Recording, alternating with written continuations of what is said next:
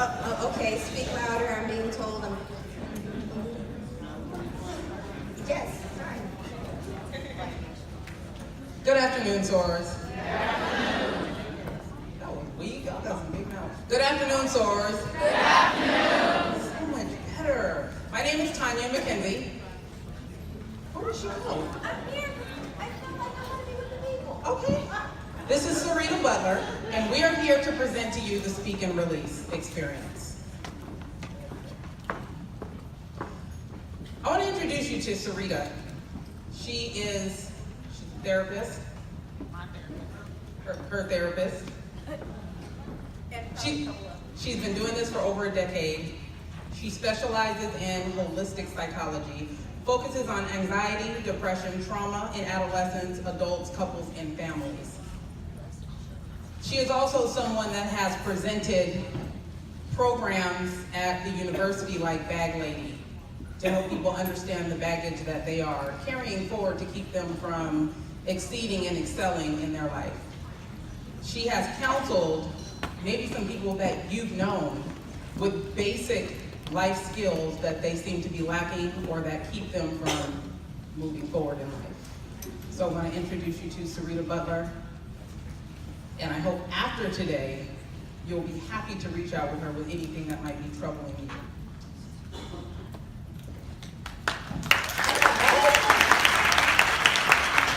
Okay, so I am probably the more animated of the two.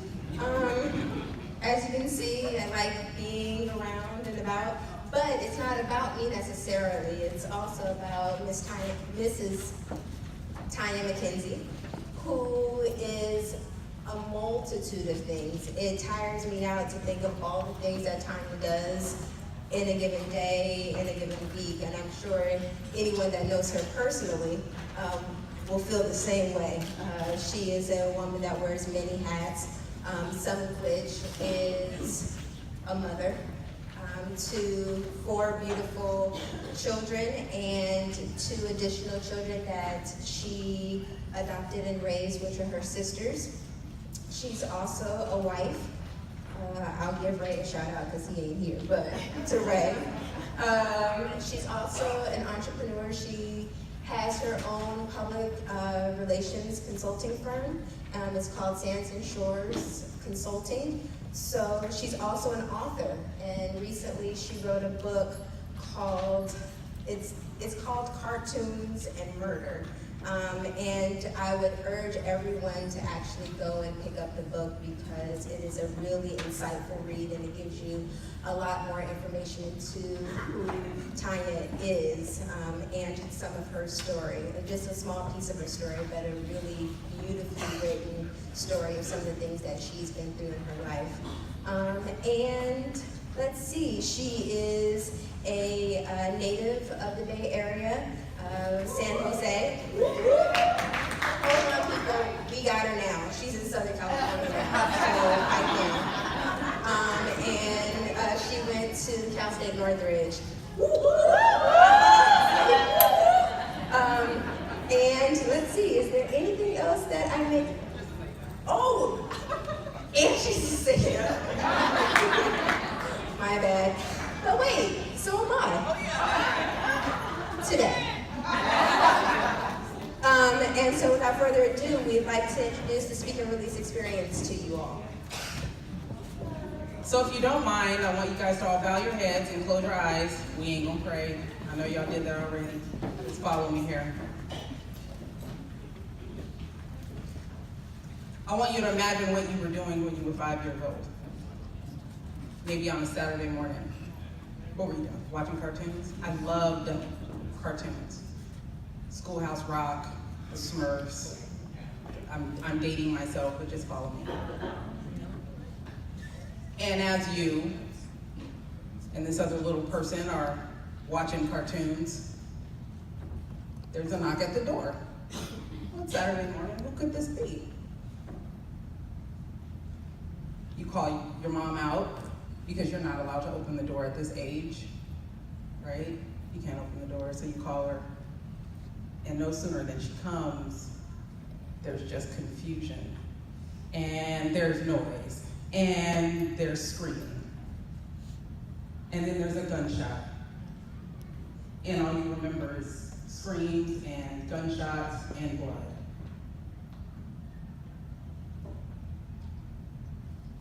I want you to envision what these kids were doing as they were screaming and these things were taking place in front of them, not really understanding what all has happened. There's men, there's 3 men, they're in the house. And next thing you know, it's over and there's police officers in the house. And the ambulance comes and there's a multitude of confusion at the age of 5. Go ahead and open your eyes. That child was me. And from that experience, I will tell you, right now there was 2 kids. I am standing here, and the other boy that was with me is now doing life in prison. This brings forward the opportunity for Zeta and other organizations to step in, because there are children that have gone through trauma and violence, and you would never know. You have no idea what the children that you face in your communities, in your schools, in your youth programs have ever been through. Some of them don't want you to know. So they're these amazing kids. They might be straight A kids. They're not always the ones that are yelling and causing trouble. They might be the ones that are silent because they don't want you to ask what's wrong. The other child is doing life in prison for triple murder. So you ask, what's the difference between him and me? Well, we're going to talk about that today, and how Zeta can actually play a part in building resilient communities, in building resilient kids, and going out and doing some amazing things that make a difference in a child's life. Now, not all kids have gone through trauma, right? Not to that level, but please believe that the majority of them have gone through something.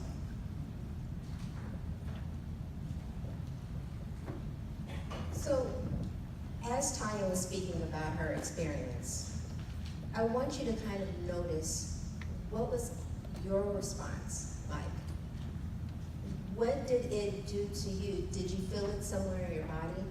Was it a thought that possibly created more empathy for you in understanding a little bit further about where Tonya's come from and what her story is? And how has it impacted you now knowing her story? Did it trigger some memories of your own, of traumatic events that have taken place in your own life or in lives of people that you know, love, and care about? Did it spark something in you? And I don't want you to necessarily say anything, but just kind of notice, because what happens oftentimes with trauma is that we become disconnected. We become disconnected with our bodies, we become disconnected with our feelings, and so we don't know what it's like because we don't feel it. And then we become numb to situations, and then we become little people who are numb to grown-ups who are numb. And those are the people that walk around and create unsafe spaces for others, including themselves. So I just really want you to notice how your own trauma history has impacted the way in which you move in the world. And so I kind of want to give you just a backstory of what Speak and Release Experience is. And you can read along. It's actually, and as practitioners, because what we're offering is that this is a Z-Hope program that you can also go into your communities with your chapters and actually implement. And not just for children, but for adults as well. Because as we know, broken kids become broken adults. We know and have countless examples of that. So it's really about creating a safe space. And anything that is discussed, whether it's in here or in chapters, or in your chapters moving forward, It's really important to create that safe space to be able to talk about anything, to express yourself about anything that you may have experienced in your life. Because if you don't have a safe space, the world is already scary enough. So we really want to create a space where people can come wholly and wholeheartedly and be vulnerable and be transparent. Because we don't, especially as women of color, we're not given that opportunity in the world oftentimes. So just want to put that out there. And so it's also a place where you can start to unpack some of the things that you've gone through and unpack some of the traumas that whether you've experienced or others experienced. And it's really important to be honest with yourself. Because if you can't be honest with yourself, who can you be honest with? Say it for those in the back now. Also, it's really important to not have a judge-free zone. And I don't know about y'all, but I am guilty, and don't anybody who knows me say, I can be a bit judgy sometimes. I don't want that table saying nothing. But when you're speaking about trauma, it's really important to allow people to have this space without judgment. Because we've been judged just for being who we are without knowing our trauma history and our trauma background. So coming to a space where you can have a situation where it's judge-free. And then lastly, this is really about healing those broken parts of yourself and supporting others with healing those broken parts of themselves. So, taking a holistic approach, and what I mean by holistic approach is we're tackling the mind, body, and spirit as a whole. When we do speak and release experience, when you do speak and release experience, when you're speaking to adolescents and children and adults, it's about starting to pick up those broken pieces that have been put together, sometimes with scotch tape and bubble gum and barely hanging on. Starting to rebuild that life, that self-esteem that has been taken away from a person because of their trauma history. So, we're gonna get back to Tonya. I know that was a lot. Hopefully I'm not long-winded. You know Veronica put us on a strict time schedule, so she's like, y'all got 45 minutes and an hour including questions. So again, we put this program together. Several reasons we put this program together. Our experience in our communities, I've been a coach in high school, junior high school. Many times when I've coached, I run into young girls that have gone through some things. Usually those are the ones that are acting out, right? They don't have anybody in their house to talk to that would actually listen in a non-judgmental situation. Sometimes it's the parents. I've also been a coach and a fitness trainer. So when I used to be a trainer, sometimes they spent more time talking than working out, which is fine. Whatever works for you, whatever helps you free those burdens and that baggage so that you can then start to love yourself again. Because that's what happens, we get stuck. So we put this program together in a way that you can actually customize it for your chapter. Because every demographic has something different going on. And I'll give you an example. When I lived in the Bay Area, I'm from San Jose. If you check the crime rate, you can tell what their highest, what their highest crime dynamic is. In Contra Costa County, there started to be a very high level of violence, truancy in schools, and opioid. In Redondo Beach, where I live now, let me give you a statistic. We have an organization that is called Beach Cities Health District, and they do a survey, right? And most of your communities will have an organization that works with the community to get all the health stats and whatnot to give to organizations like you that want to go out and do programs. So Beach Cities Health District did research, and for our youth, they said that their stress level is at post-Katrina levels. My family is down south. So when they said that, it hit me in a way that really made it dynamic for me to dig deeper into why in the world, in a predominantly Caucasian area, with an incredibly high income level, with the kids, not the adults, not people that are going to work every day, the kids in the area have post-Katrina stress levels. Not asthma or not something physical. Mental and emotional damage and issues going on in youth. Okay, so now what's the solution? We have to do more work, do more research, find out what's going on. Couple things.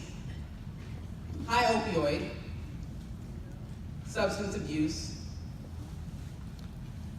kids doing drugs with their parents, incredibly high expectations that make absolutely no sense. So, then what do we do? So now they're looking for community partners to start to implement programs that bring that down, right? And again, this is where Zeta comes in. We don't always have to reinvent the wheel. We don't have to come up with new programs. There are organizations already that are doing some dynamic work to affect change in your community. So then it becomes our job to find out who we can better partner with. I was telling her earlier, I'm with the League of Women Voters. Well, in our community, we're really working hard on, even though it's just Redondo Beach, big cities, we also take care of Inglewood criminal justice reform. That is huge, especially if there is a large portion of the kids that are going to juvenile hall over and over again. And we're trying to bring down the, bring down those numbers. So it's incredibly important to find out, do the homework, and find out what is going on in your community and be a part of the solution. So the way that we put the program together, it allows for you to do things and be creative, whether that's with the youth and the teens, if you're in an area where you can bring in, sessions. The first part of it is usually pretty dynamic and heavy because people need to start letting it out. And once one person starts to talk about what they've been through, then others start to feel comfortable. Well, if they tell me that, then maybe I can talk about what my uncle did. Or if they tell me that, maybe I can talk about how I felt when my mom left. If they tell me that, maybe I can talk to them about how it felt when my mom got beat up by my dad. These are all things that are currently going on in the communities that we service. We already service these communities. So it makes wholehearted sense for Zeta to get really engaged in what's going on in the community, particularly with the youth, and build programs and work with other organizations that are doing this kind of work to bring change, a dynamic change in this demographic. But also remember, these kids have moms. They may need these type of program also. How would you know? You gotta do the work. We have to start asking these questions, and we have to start being honest about what's going on in our communities that we service, okay? So that's kind of how Speak and Release came about. Why is this important in the educational system? In particular, when I did my book tour, started my book tour, and I always had an educator come talk. Why is that important? Because they see what's going on in the classroom, all right?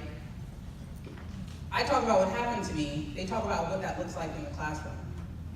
But the awesome thing is, there's been a lot of change.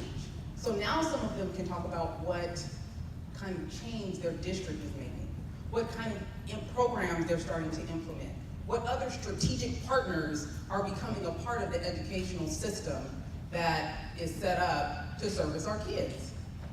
But hearing from an educator makes a lot of sense when you're putting these programs together because it has to be practical. You know, my daughter's teacher, she said, you go to open house, and she had all these pillows laying around. And I was like, what is this? She said, in my classroom, I want them to feel comfortable. Some kids feel comfortable at a desk. Some of them feel comfortable doing their homework laying on their side. Some of them might fall asleep. But that just lets me know that's probably somebody that can't sleep at home because there are things going on. So that's thinking outside of the box, right?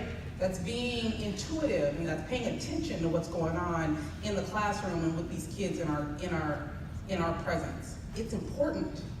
It's important work, and I do think that Zeta is poised to be able to work with some of these organizations to be able to bring change. So that is also something this is something we can email out to each chapter so that you guys can start looking at this later. We can come in and help put it together. But just make sure that as you move forward in implementing some of this, if you so choose to, you include these assets. Educators are an important asset. Sometimes the educator is the one that picks up that it's the mom that needs help. It's the parents that are struggling. And they have resources. They have the resources and they have the opportunity to help bridge the gap between school and home so that our kids can be a lot more successful. Okay?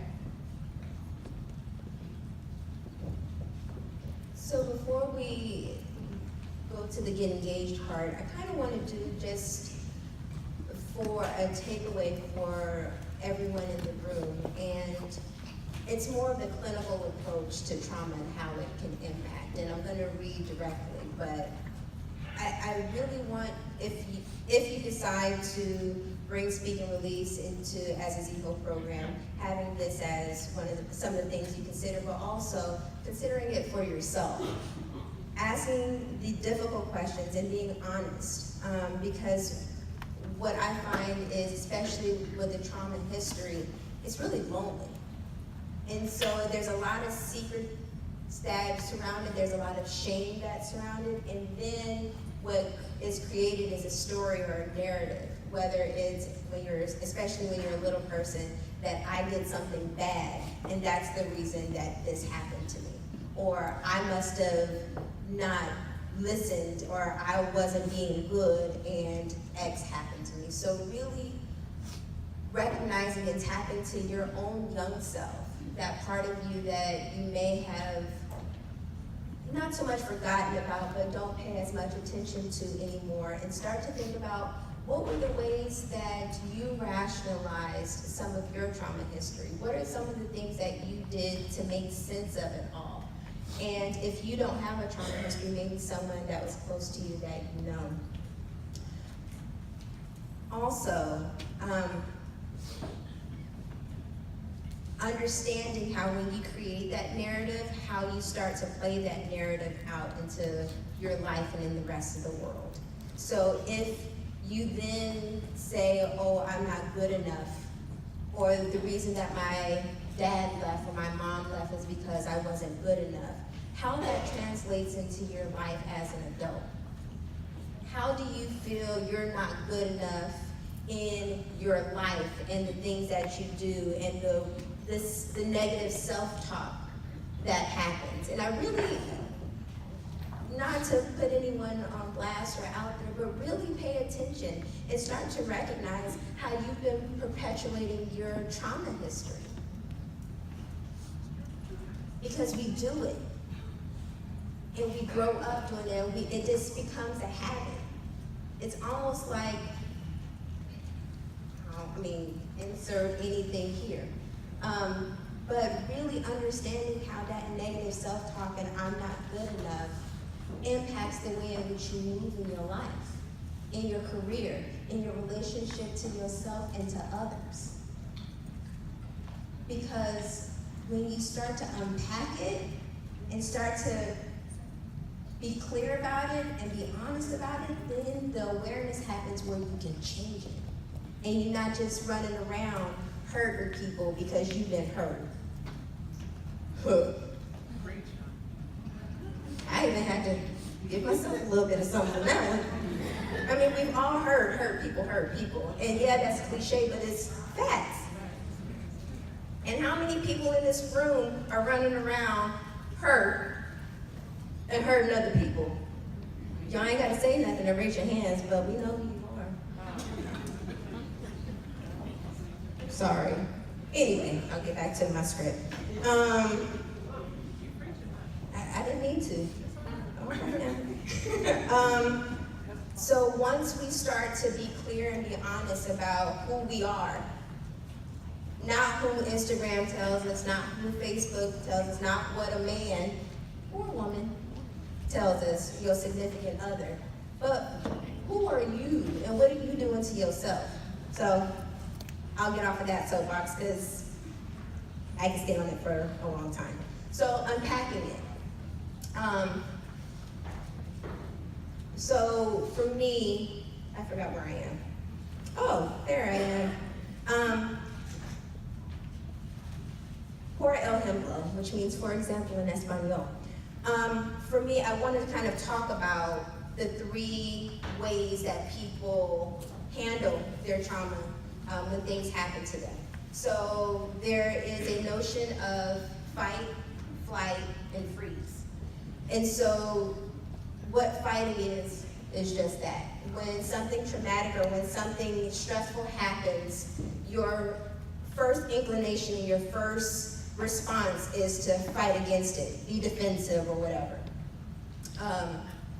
Anyone that knows me would probably say that this is the response that I closely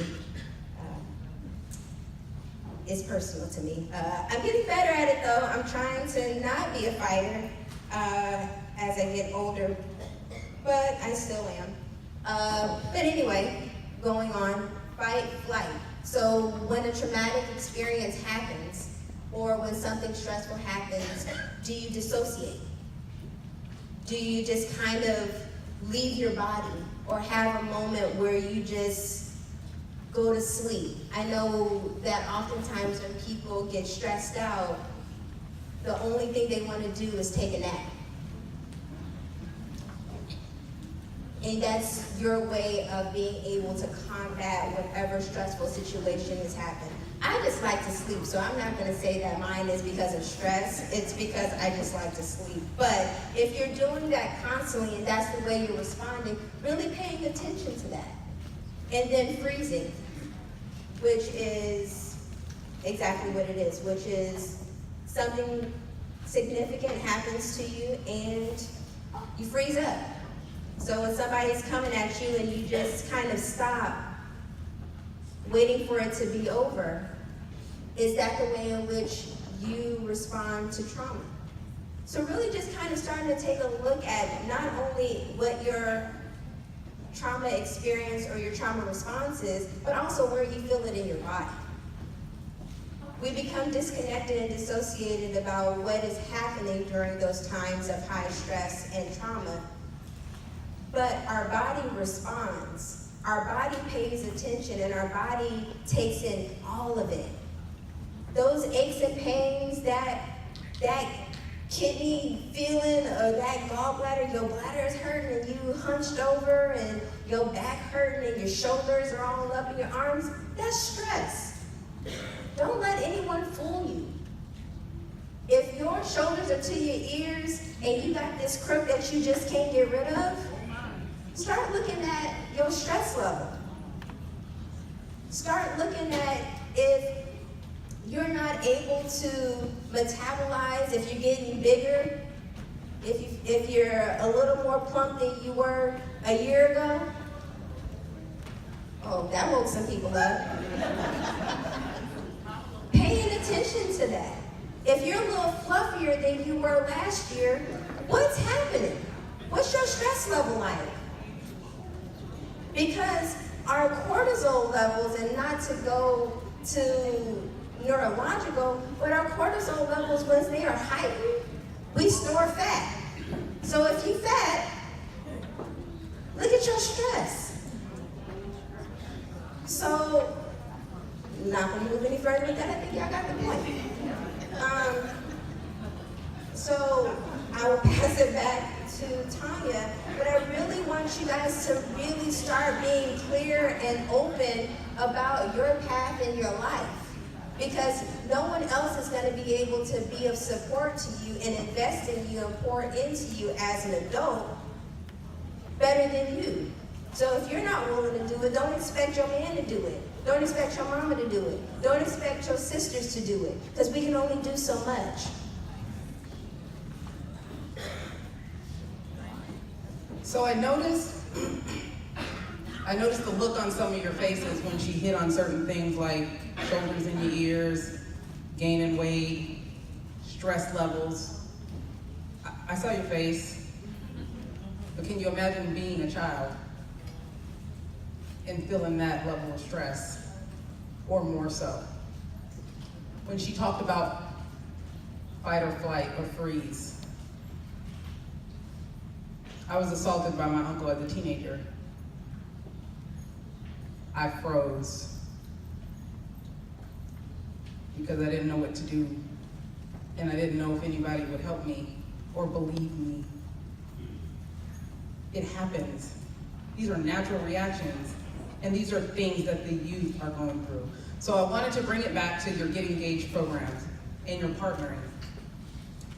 Recently, Dr. Nadine Burke-Harris was appointed Surgeon General. I saw many people get super excited about that because Gavin is awesome for doing that. First Attorney General in California, and he's a Black woman. But let me tell you about the work that she's been doing, okay?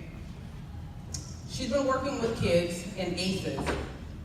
So to be specific, it's called Adverse Childhood Experiences, and it's actually a study that Kaiser put on with 17,000 people to really look at how adverse childhood experiences affect us as adults. Because it happens. If you don't have the opportunity to talk about things and heal things and know that you are not different and that you are part of a community of people that need to heal, you take that into your adulthood. And now we are a society where we are over-medicated, over-stressed, high anxiety, all this crazy stuff is going on. And it comes down to, and this is scientific, a lot of young kids that have been affected by something. It's not necessarily assault. It could be abandonment. It could be their parents breaking up. It could be just about anything. They have a list. There's a whole list. And if you do the test, it's a 1 through 10, and it tells you your propensity for being either involved in violent behavior, violent relationships, and it talks about your health. So these heart attacks, people that go to the doctor a lot and they're never healed? I know you do. We all got some in our family. It's not their health. It's not their physical health. It's unhealed childhood trauma. And again, I love my sorority. I love when we are on the cutting edge and we're doing some amazing things. Yeah, I love that spotlight on Zeta. We have an opportunity right now to be incredibly dynamic in this space. I promise you nobody else is doing it like we can do it. We already have programs going on. You don't have to reinvent the wheel. Become a strategic partner with the organizations in your community that are making change, okay? It's time for us to move to the next level. We don't have to have these little small programs and we get these small numbers. We are better than that, and we can do so much more than that. So don't stress yourself out. Partner with some of these organizations that are already putting women and children on the forefront of healing and programming to build stronger, more resilient communities. I'm always here to help. Syreeta's here. Anytime as a resource, she's here. And we just wanted to make sure that you knew that we are here for you, we are here for Zeta, and Zeta is time that we climb that ladder and we be at the pinnacle of servicing women and children in our communities. So, nothing else? Go more? A little bit? Okay.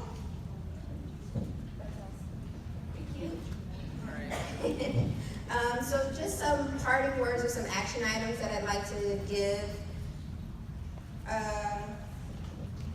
everyone, and I'm actually going to read this. Do your best to work through your own trauma history and baggage that you bring into situations, whether it's personal or professional. Do your work. I know we've seen or heard Iyanla, do your work. Do your work. But she has a point, do your work. I can't stress that enough.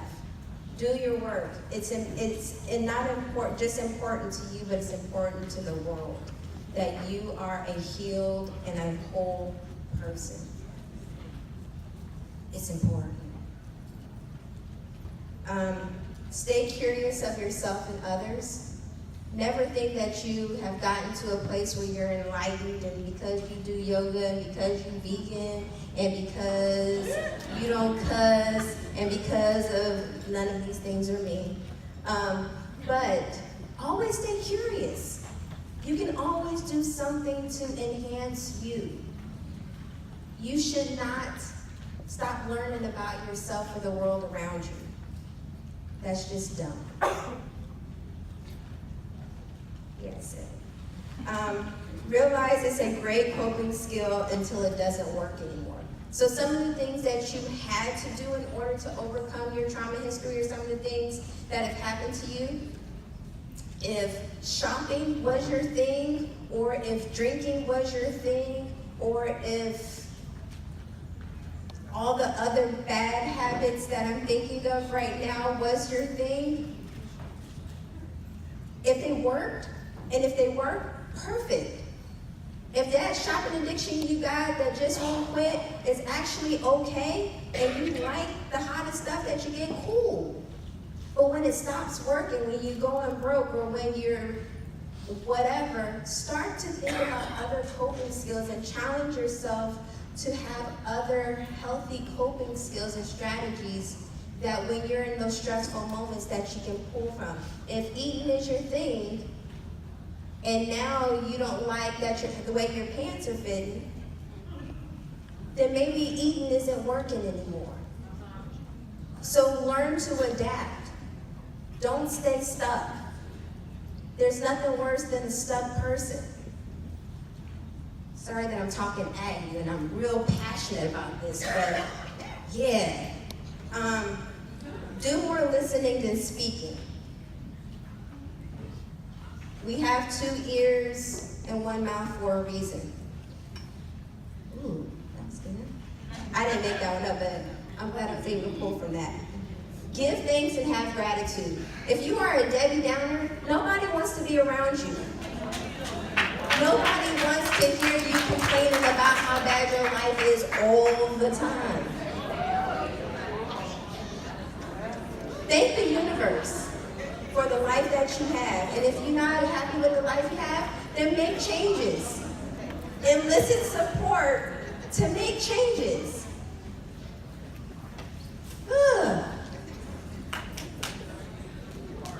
I'm on fuego.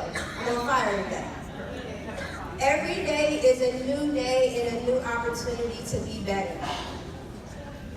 If your eyes are open, you've got another opportunity to be better. Be better. Because there are people looking at you. If it's not just you, there's people around you. We wear letters. We have a sorority where we are constantly having people look at us and looking to us for guidance. Be better. Lastly, now stop. As an adult, get at least 3 hugs a day. Get at least 3 hugs a day. And give 3 hugs a day. It is the worst to know that as a grown-up, and I'm almost done, y'all, I promise. But as a grown-up, start to think about the last time you had a hug that wasn't in this setting. Because of course, in this setting, it's all Sarah, hey Sarah, hi, oh you looking beautiful today. I've heard it. I'm talking about outside of this weekend. How many hugs have you gotten? And if you've gotten a lot, beautiful. And start to give a lot. We miss that interaction and that touch. Touch is healing, and it don't cost nothing. So do it. Sorry. And as I am done, thank you.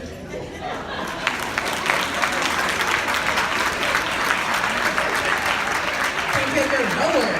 So, really quick, before before we get rushed out of here, is there any questions? Questions, comments, concerns? We definitely want to ask and answer any questions that we can, and you have our information, but if you have a question, I'm sure somebody else wants to know too. Go ahead. Here. Where's the mic?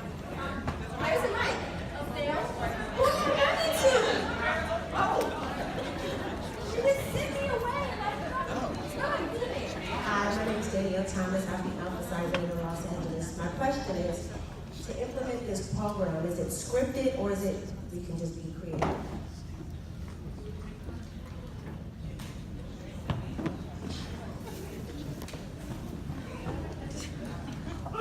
You can be creative, but I would always advise that you have at least one educator and one therapist. I drag her along everywhere I go.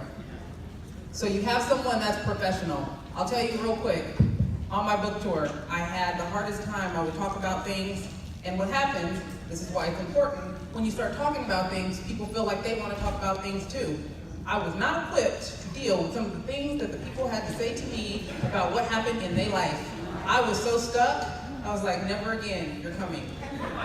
Or someone. And as I traveled, before I would go somewhere, I would make sure I had an educator there and a therapist. So anytime that you can implement, and most of our chapters have educators and therapists, so just make sure you have an educator and a therapist. And we travel. We travel. Hello, I am Syreeta Butler from Beta Alpha Theta Zeta chapter. I just have a little bit that I want to say as a fellow clinician.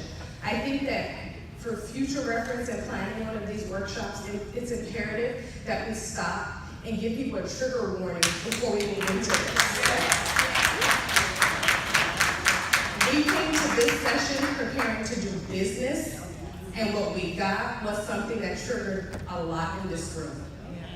We didn't stop and think about that, okay? Additionally, I appreciate this work that you're planning and trying to implement. However, we need to let people know as a clinician, you have a liability in doing this as well. So we don't want people to just walk out and be like, all right, we got a clinician, we got an educator, let's go.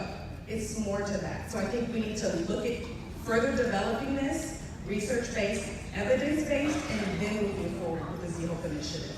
Well, most of the time when you're doing programs like this, and this happens in our community too, you have that on your marketing, right? You have that portion taken care of. So this was really to get you to start thinking about doing some of that work. And the truth of the matter is, when things happen, you don't have a warning. And it is hard. You can be anywhere and someone start talking to you about what they're going through. And that's really all we wanted to get you to understand is how dynamic things can be when you're out dealing in your community. It's just practical. For me, for her, actually, we do a podcast. Let me tell you this. We do a podcast, and in their profession, they have to warn you. They say, this is my opinion, this is whatever. I am not licensed. I am not a therapist. I am a human that has gone through some traumatic things. And I just have come to a point in 40 years where I have no problem opening up about that. And that is why we started this, because we know how difficult it is. And one thing I know for sure is deviance breeds in silence. And sometimes if you tell people what you're going to talk to them about, they might not participate, then they don't have that growth.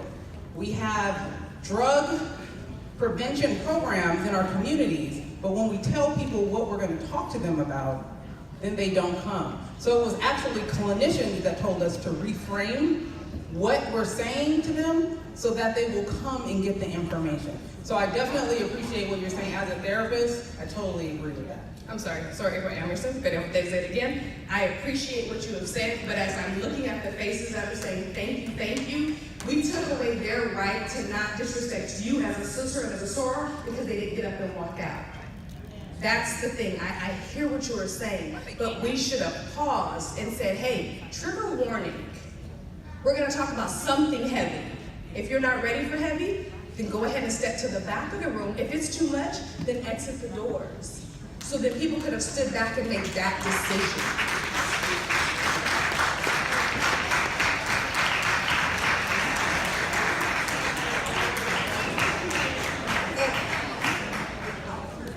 And just to give a space, I definitely appreciate that. Thank you, sir, for acknowledging that for those who may have felt any particular way, and I definitely want to just take the opportunity to say I apologize, because that is never the intention. However, I do also believe that this is a part of Zeta business as well.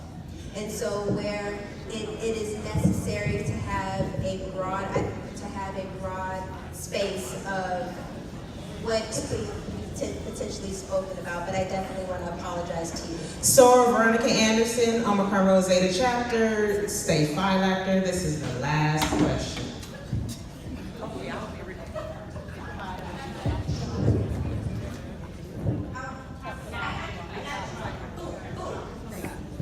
Okay, I'll be real quick. I want to comment on what our Sora was saying, and thank you very much for the information, but based on what she's saying, it's true, because I do a lot of guided imageries when you have to close our eyes and just call it guided imagery. And so you do have to be brief after that, because people will get stuck. And so what she's saying is true, but I do comment on what you're saying as well, so I understand that. Thank you.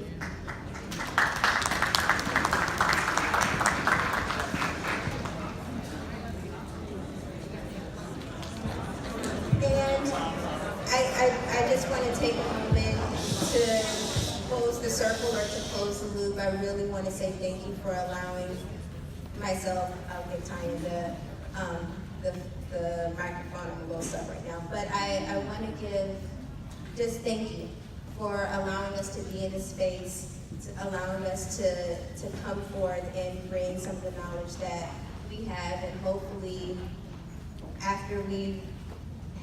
we haven't traumatized everyone too much, but in putting it into a ZHO program, because where you all are feeling triggered and such, there are children, there are young adults, there are adults who walk around feeling the exact same way. So if we can support them in working through the feelings that they have, how much of a blessing can we be to the greater community? So I appreciate you. Time is done. Officially.